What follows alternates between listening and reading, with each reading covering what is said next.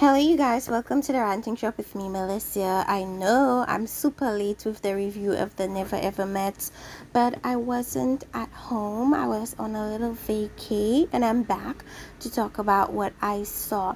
So, essentially, we start off with Shay being pretty upset with the whole situation that occurred with Diamond telling her about Alexis, and basically she wanted to find out, like, did you do that because you genuinely care, or did you do this because you saw that we were thriving and we were not having any issues and you wanted us to go through something? Like, what were your intentions?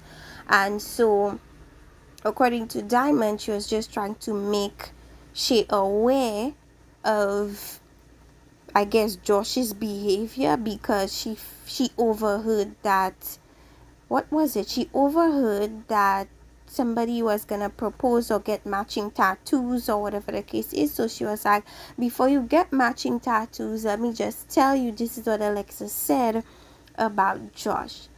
Now, what I would say is, unless she is your really, really close girlfriend, mind your business, is what I say. Because I feel as if you barely know she and you feel the need to want to possibly upset her relationship, I think a bit of it is a bit sinister, because it's like, why do you need to do that? I do understand wanting to be there for a potential friend, or wanting to not see somebody fall into a trap per se, but I feel like if you don't know that person enough, I think it's best to just mind your business. So that happened. She was really mad. She made up with Josh. She chose to believe him and trust him, which is fine. I mean, for a 12-year relationship, something like this, I think that's the least of their problems. I was listening to Married 10 Years, and she said something that made a lot of sense to me, which is that she has been used to being the side chick in this relationship. She is used to being on the sidelines. It's comfortable for her. It is safe for her. That's what she's used to. Right? So what I really think happened with her and Josh is that, yes, she was talking to Josh for 12 years, but they were not in a relationship for 12 years. What I think it was that Josh had his own separate relationship, but continued to speak with Shay throughout. So I think she was aware of it. She was okay with it, because as far as she's concerned, she knows and she's safe on the sidelines. And I think what really scared her was potentially being the main one and being in the line of fire. I think that is what scared her the most, and probably is gonna be what makes her not want to necessarily commit to him, like in a relationship sense, because she's not used to it, right?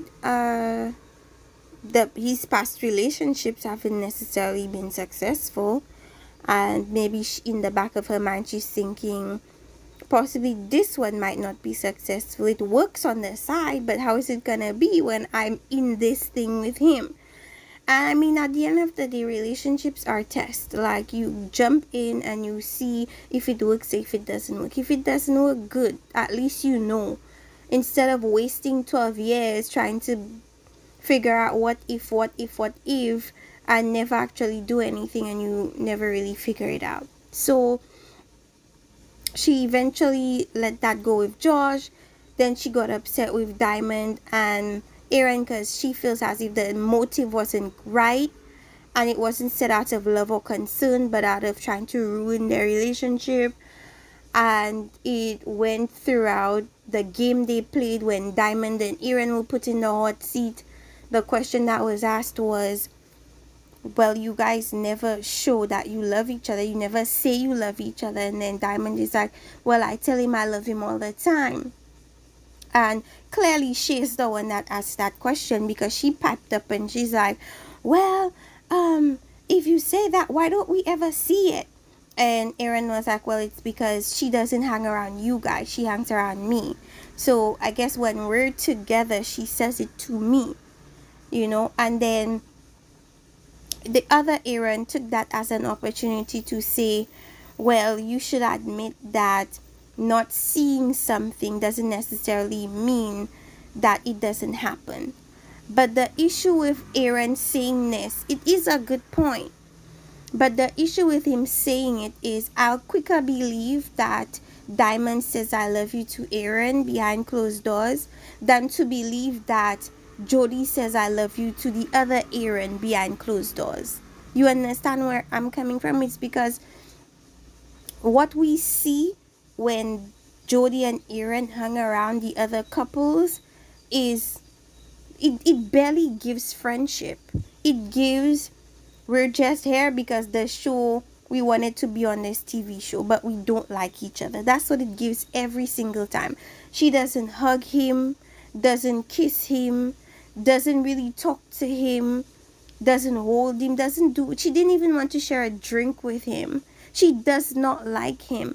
And so it's different because Aaron, you are the wrong messenger, because that woman doesn't say I love you to you behind closed doors. She doesn't hug you, kiss you, do nothing like that with you behind closed doors. So yes, your point, you made a good point, but you were not the one to make that point, because by even saying that, you're alluding that, oh, you and Jody are lovey-dovey behind the scenes, when you know very well that you guys are not. And they were like, oh, you guys are always in people's business, and they were like, no, we're not in people's business, and so on and so forth. And they are in people's business. And yes, there's a thing of being grown and wanting to look out for people, but if they don't ask you for your help, mind your business. So let's go back into that. And so she was still upset. So she's talking to her friend, and she's telling her friend, oh, this old ass man is like doing this and doing that. And I guess he overheard her, and they were doing a bit of back and forths, and either way it goes, it just wasn't a good look. Eventually Josh is like, stop wasting your energy on these people and just focus on us again, like just let it be. And so she kind of let it go. But it still bothers her to this day, because in the group platform on Facebook, I think she was saying something like she wasn't sure whether Diamond said it with pure intentions or if it was to be messy, and she didn't quite appreciate that. So that happened. She let it go. They spoke to the therapist, and I'm speaking on Aaron and Jody, and not Aaron and Jody, I'm speaking on Josh and Shay. And their issue was like, when she gets out of control emotionally, it's difficult for her to regulate her emotions and go back to a calm disposition. And they spoke on the anxiety signs, like wanting to use the bathroom, sweating, having anxiety attacks, and all of these things. So they talked about this. They didn't really get really in depth about his past situation that resulted in a kid, but I feel like they keep going around that situation. They addressed it once, but to me that wasn't fully fleshed out. He just said it was a mistake, and it's like from that moment everybody is moving past it. And that's why I feel like she was comfortable, and she knew fully well that Josh was in another relationship. She knew it. I guess the only problem was having a child, because some women, they know their men cheat, but they draw the line at getting another woman pregnant. So maybe that's the situation with she, who knows. But yeah, they let it go. That was that. Anything else with she and Josh? No, let's leave it at that. And then let's go on to Diamond and Aaron, since we already talked about them already. So Diamond stood the part, we know this.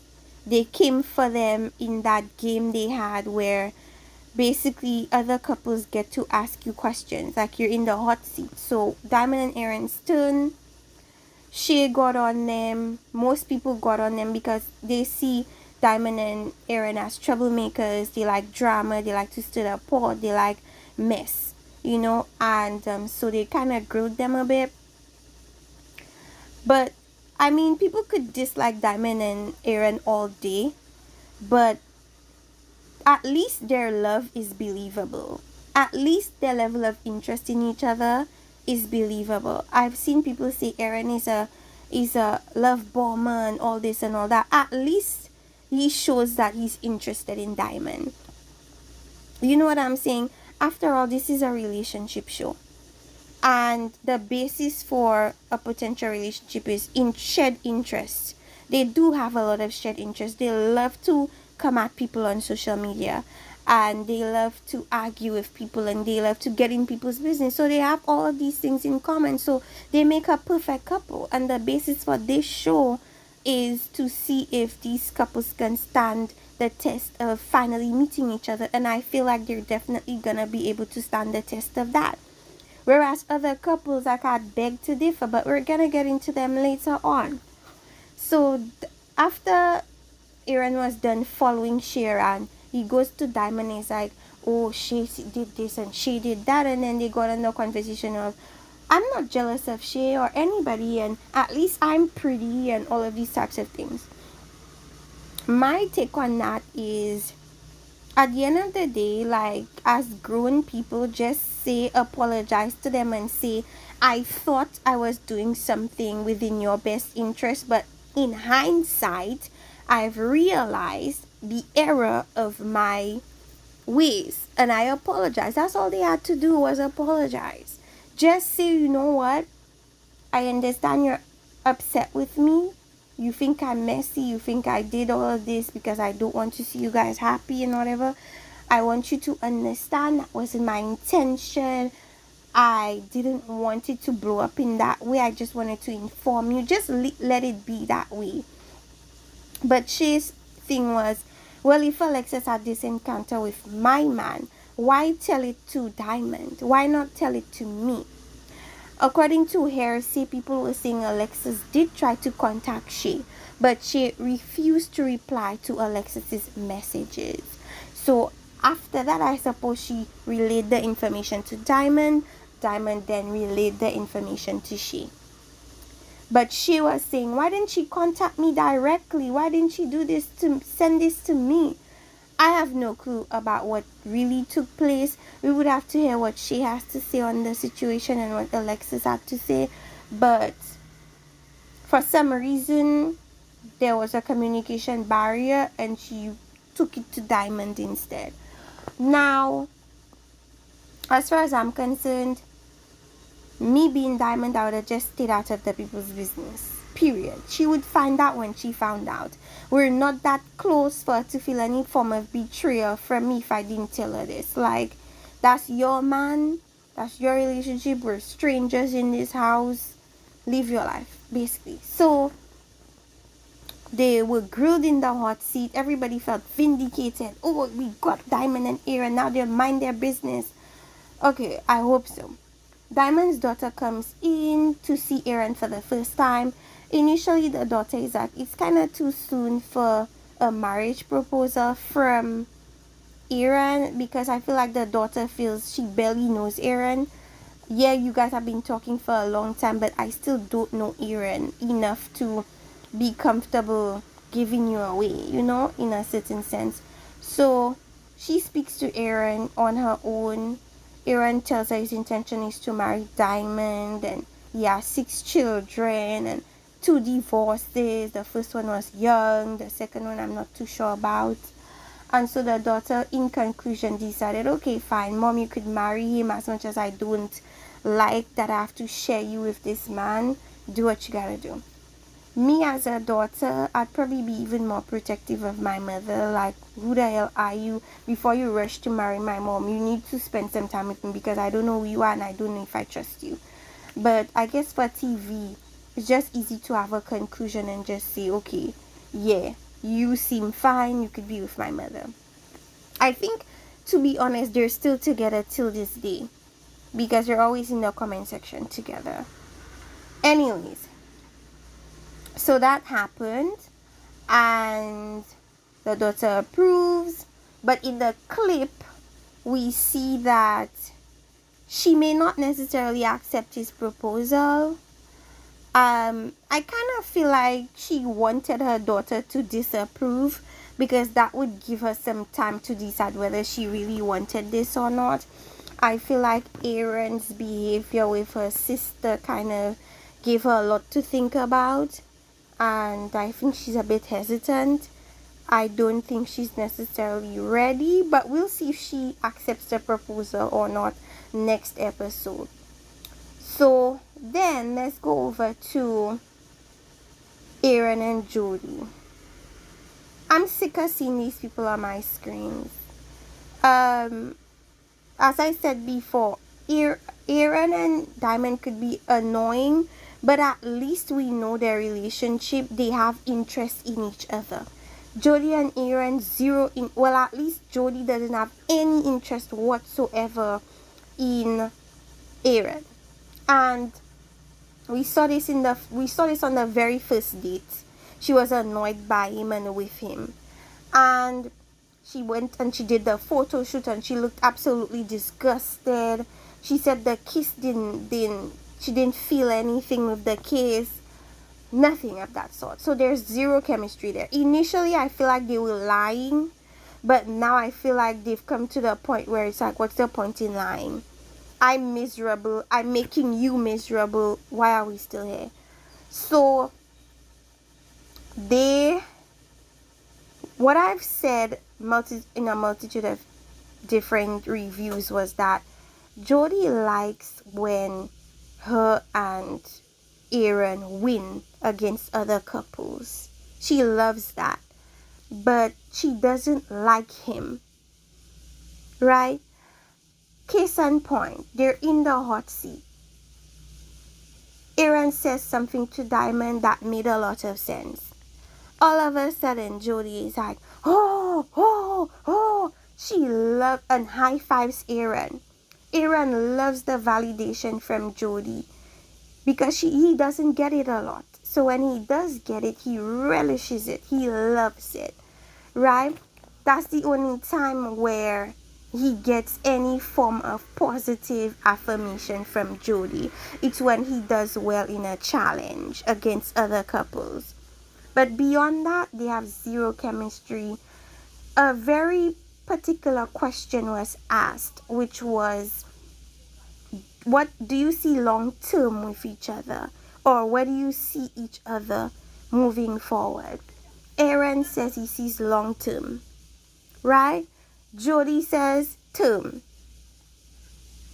To me, what that means is whatever she sees with Aaron is temporary, and I'm pretty sure it's gonna only be within this house, within this show. Outside of it, I think communication is gonna either stop or slow down tremendously, and it's eventually gonna come to a standstill. Jody does not want him, not even in a marriage, not even if they both see marriage as a financial transaction or a legal transaction. Would it make her want to marry him?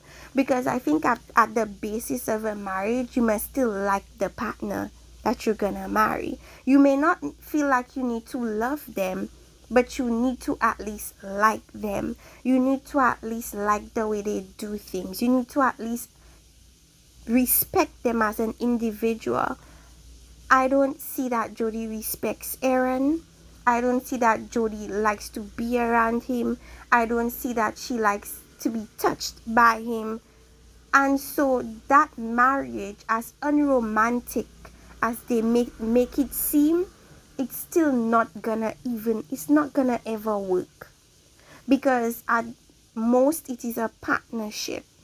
And yeah, you may not love your partner, but you know that you and your partner get along. You know that you and your partner work well as a team. You know that you and your partner are friends at least and can tolerate each other at most. And we don't see that with Jody and Aaron. So that's why she had to say term, because if she said short term, I mean, it makes everybody right. So she says term. And it's like, it's so clear that they don't like each other.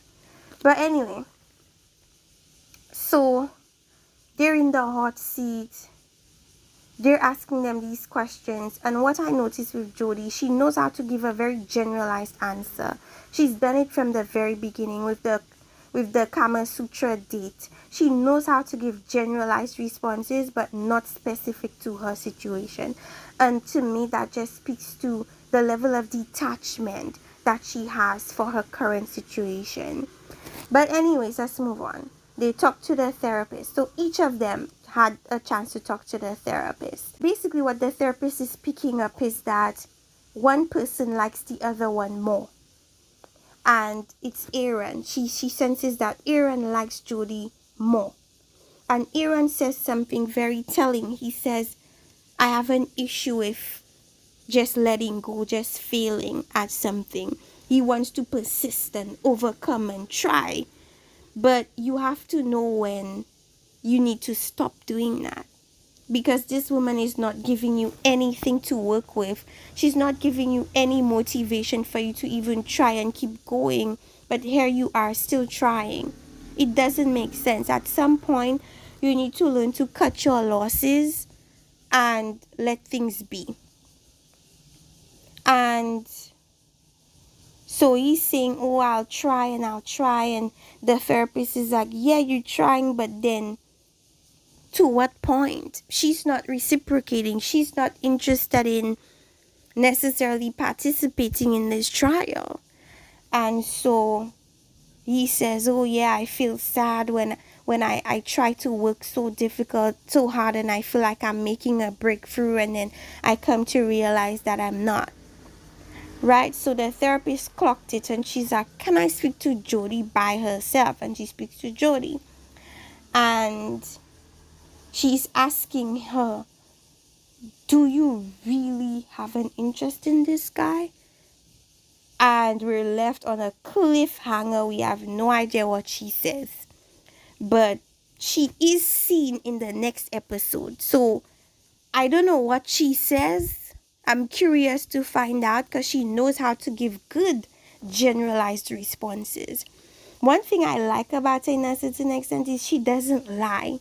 If she does lie, you could see it on her face that she's lying. So I don't know what she's gonna say, but that was that.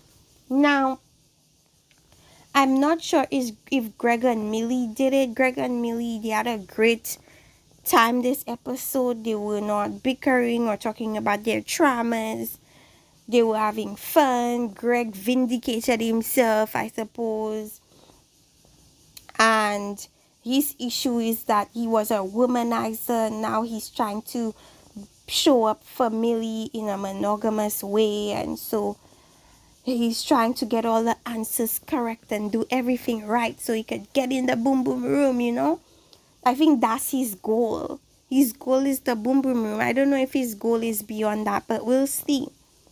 And so they play the game, and Greg does well, and everybody does so well, and it's amazing. And now he knows her birthday is June 21st. Everybody knows that.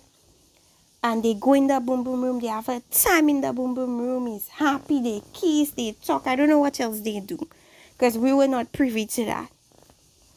Anyways, I think they speak to the therapist, which is where we find out he was a womanizer back in the day, but wants to change family or wants to be different moving forward. We'll see how that goes. But it also explains why Millie is hesitant to sleep with him, is because, like, men that are womanizers, their interest seems to be fleeting. So after the sex, it's like you're no longer interested. So maybe she's upset that maybe after the intimacy, she will no longer have control of how the outcome of the relationship would go. You know, so that happened. What else occurred? I think that was it for them for the most part. Then we have the toxic Asian couple, Chris and Miss Sandia. And continuing to be toxic, no shock to anybody, no surprise to anybody. Chris seems to be a man that is very traumatized by his past relationship. He says that he wasted his time on it. He said that women are poor decision makers. He said that women are emotional. They don't know how to make proper logical decisions because they're too emotional, is what he's saying. And he doesn't want a woman that makes more than him because essentially he doesn't want to be controlled by a woman, right?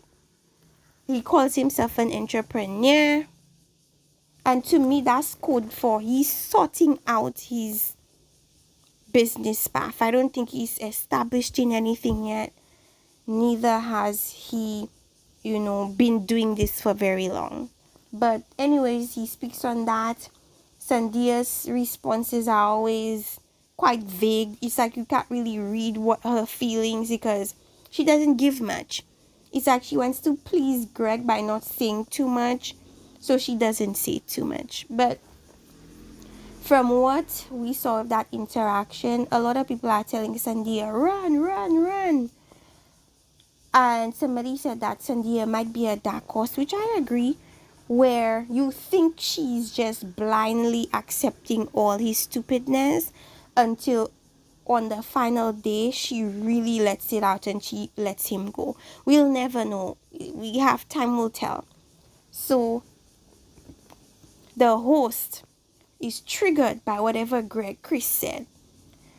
And I think it was during the game they were playing where the couples were in the hot seat.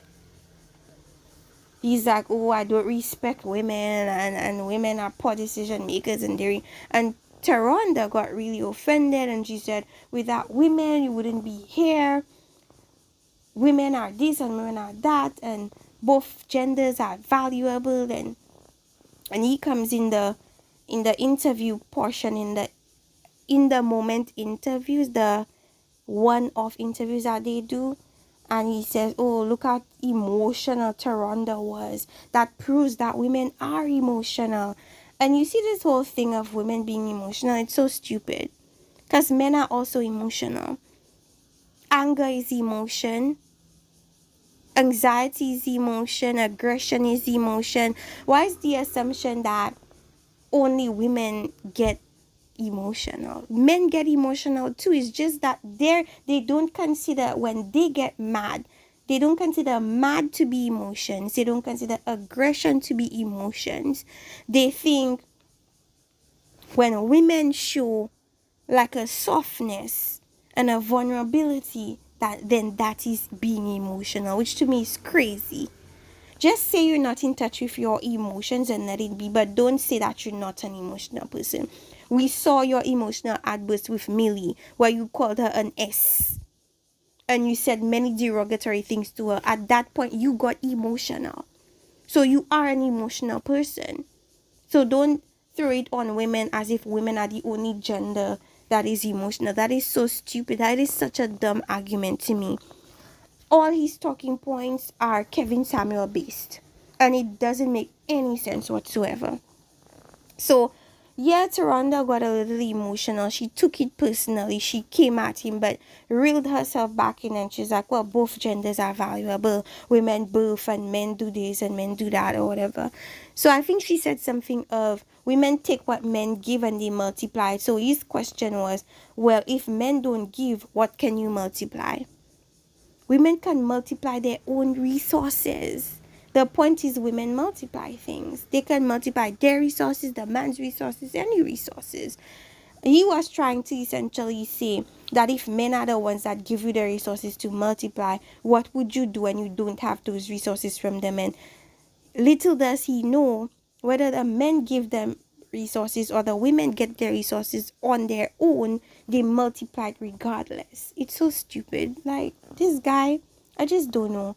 If Sandia likes him, that's her business. But there's so many red flags there that would make me very cautious about marrying him, that I just wouldn't take the risk. Like, I just wouldn't do it. Like, I would need to talk to him further. I would need to speak on certain things, like, because that's just not gonna work. There's things she definitely disagrees with him on, but it's like he, to me, just overpowers her thought process, and she just minimizes herself and her opinions to kind of suit him. To me, that's not gonna work.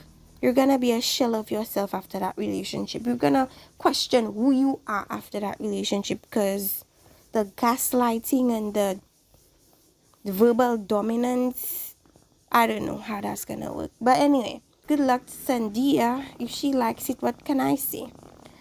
Did we cover all the couples? I think we did. Let me know if I missed something in the comment section. Like, subscribe. See you guys next time.